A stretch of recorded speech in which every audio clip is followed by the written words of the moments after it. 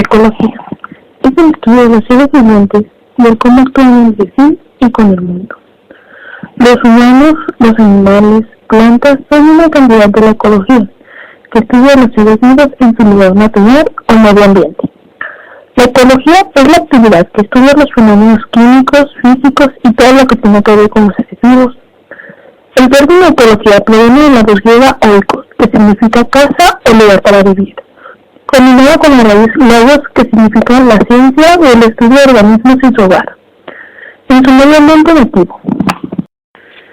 Existen tipos diferentes de ecosistemas. Entre ellos se pueden reconocer tres tipos, que están un microecosistema, que es de pequeña extensión, por ejemplo, el tronco de un árbol, una fisura en el suelo o bajo una piedra, entre otros. Otro de los tipos es el mesoecosistema, es una extensión de mediano tamaño con una pradera, bosque, lago, etc.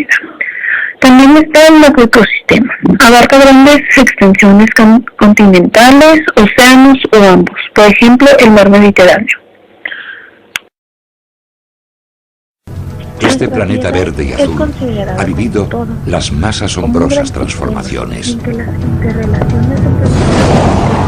Todo comenzó en un mundo de fuego.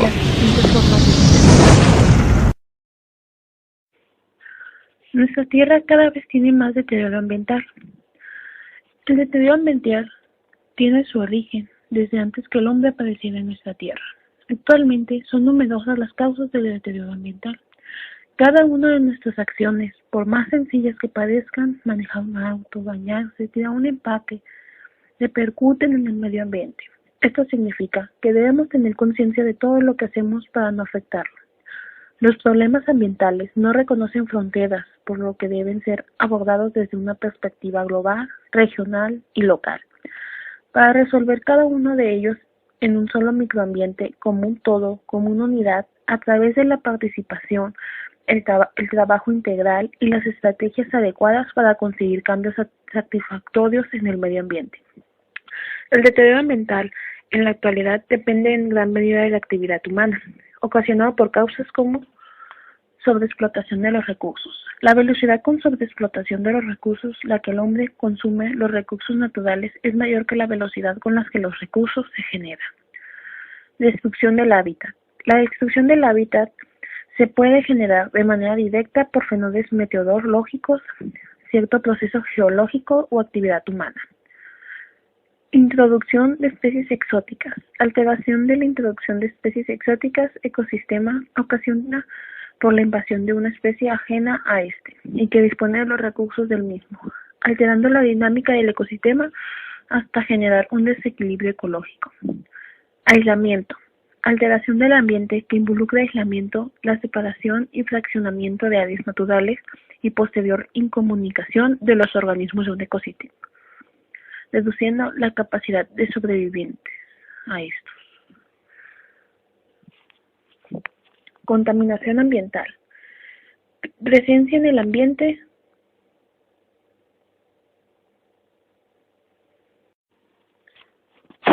Esto llega a ocasionar problemas globales.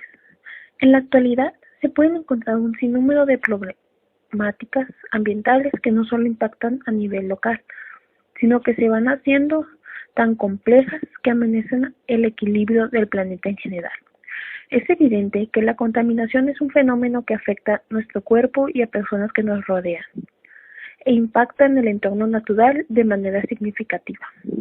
Aunque es difícil notar cambios a nivel global, es necesario entender las acciones que suceden a nivel local y pensar que efectivamente impactan en el planeta. La historia de la humanidad muestra una gran cantidad de ejemplos en los que se puede ver cómo las actividades humanas han ido deteriorando el entorno natural. Uno de ellos es la emisión de gases a la atmósfera y los cambios que se generan por su combinación, lo que produce uno de los mayores problemas a los que hoy se enfrenta la humanidad. Esto nos lleva al agotamiento de la capa de ozono. Es uno de los cambios más significativos que se producen por la modificación química de los gases en la atmósfera. Es el agotamiento de la capa de ozono. En la atmósfera existe una capa de ozono, la ozonosfera, que se extiende entre los 20 y 60 kilómetros y donde hay concentraciones de ozono. Esta capa se forma a través de reacciones fotoquímicas que resultado de la interacción entre la radiación ultravioleta que llega del Sol y las moléculas de oxígeno. Después de formadas, las moléculas de ozono interaccionan con la radiación ultravioleta y se descomponen. La interacción de la radiación ultravioleta con las moléculas de oxígeno y ozono no permite que la radiación ultravioleta alcance la superficie de la Tierra, ya que esto podría causar muchos daños, lo que significa que la capa ozono actúa como un filtro que detiene dicha radiación. Si este proceso no se llevara a cabo, los seres vivos no podrían estar protegidos de sus efectos nocivos, como alteración de las células de las capas más profundas de su epidermis. Se ha descubierto que la radiación ultravioleta puede causar daños o incluso la muerte de los seres humanos. Por ejemplo, el aumento de los casos de melanoma, que es el cáncer de piel, cataratas oculares y la supresión del sistema inmunitario en humanos y en otras especies también afecta a cultivos que son sensibles a dicha radiación. A mediados de la década de 1980 se descubrió que año tras año disminuye la concentración de ozono sobre la Antártida y se vio a través de imágenes de satélite que esta disminución era 50% mayor que en los años 1970. Incluso se notó que en algunas zonas llegaba a desaparecer. Existen distintos gases que modifican la capa de ozono, entre los que se encuentran los compuestos clorofluorocarbonos. Estos gases se usan como aerosoles, sistemas de refrigeración, productos de limpieza y agentes formados de espuma. Pueden permanecer en la atmósfera más de 50 años, de tal forma que los emitidos hoy pueden afectar a 4 generaciones de seres humanos. Los descubrimientos de los efectos en la capa de ozono hicieron que la comunidad internacional estableciera restricciones sobre su uso y se acordó una disminución de su fabricación, comercio y utilización. De hecho, se puede decir que la fabricación ha disminuido un 70%.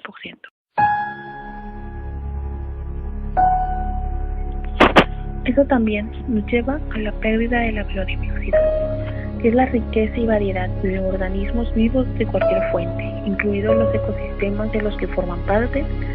Se conoce como biodiversidad. Comprende la diversidad dentro de cada especie de los ecosistemas, es decir, la biodiversidad es la totalidad de los genes, especies y ecosistemas de una región. Esta diversidad es producto de cientos de millones de años de evolución histórica.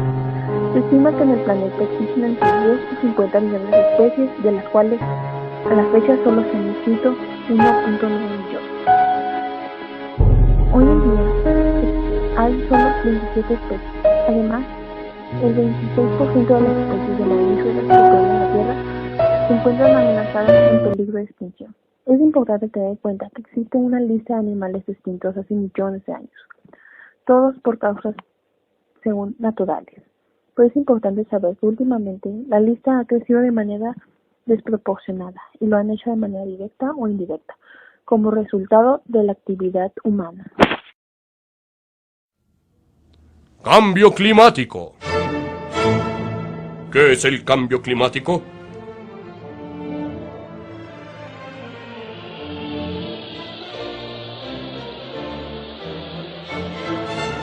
Uno de los principales servicios que la atmósfera terrestre le presta a la vida es capturar parte del calor que nos llega del Sol.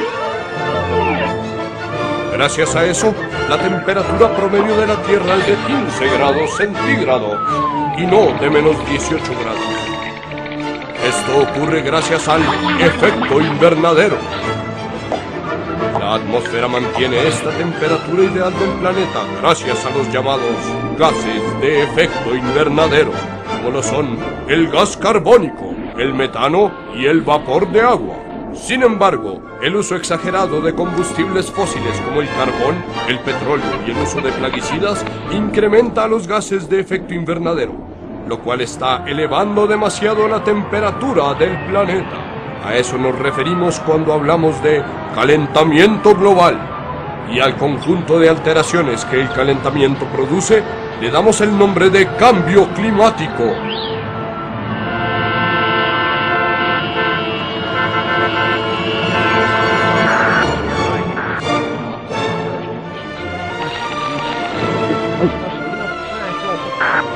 La elevación de la temperatura puede ser de apenas una fracción de grado cada 10 años, pero eso es suficiente para causar grandes alteraciones al clima y problemas en la salud de la Tierra. El cambio climático es una consecuencia directa de la manera como estamos llevando a cabo el desarrollo. América Latina aporta el 6% del total de emisiones de gases de efecto invernadero, así como Colombia aporta solo el 0,35%. Los mayores emisores son los llamados a sí mismos países desarrollados. Pero nosotros, tristes campeones de la deforestación y las quemas, no solamente emitimos gases de efecto invernadero, sino que destruimos las selvas y los páramos y en general la piel de la Tierra, y todo el planeta está sufriendo sus consecuencias.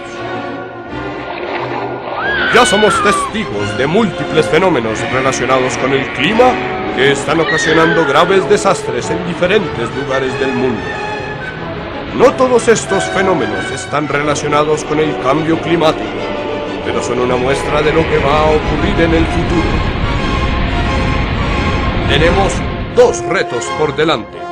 La mitigación, es decir, no emitir más gases de efecto invernadero, lo cual es responsabilidad de los grandes emisores. Y la adaptación, que es aprender a convivir con el nuevo clima de la Tierra mientras le pasa la fiebre y ser responsables mientras los ecosistemas se adaptan a estas nuevas condiciones climáticas. Solo así podremos lograr que las comunidades humanas y los ecosistemas seamos capaces de convivir armónicamente con ese nuevo planeta en que se está convirtiendo la Tierra como consecuencia del cambio climático. Fin.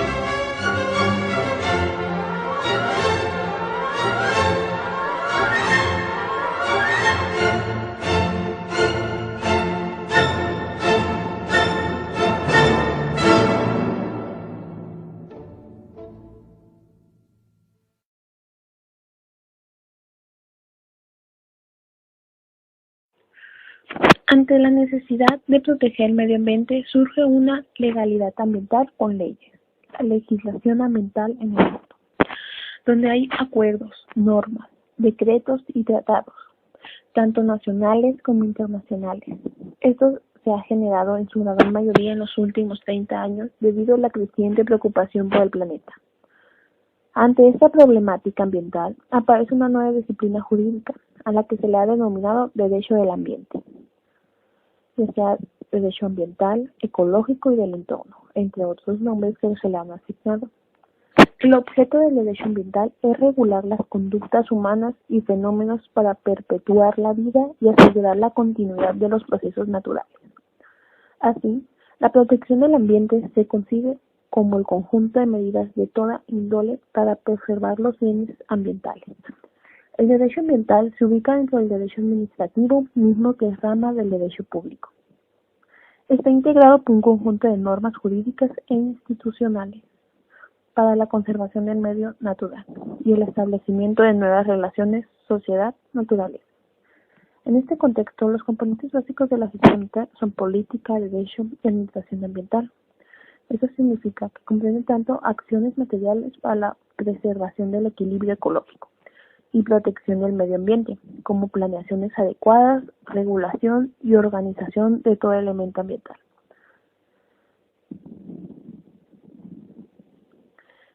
Legislación ambiental en el mundo. Bueno, se presentan principales acuerdos internacionales sobre el ambiente, como está la Conferencia sobre el Medio Humano. Esa se hizo en Suecia, donde surge la primera resolución sobre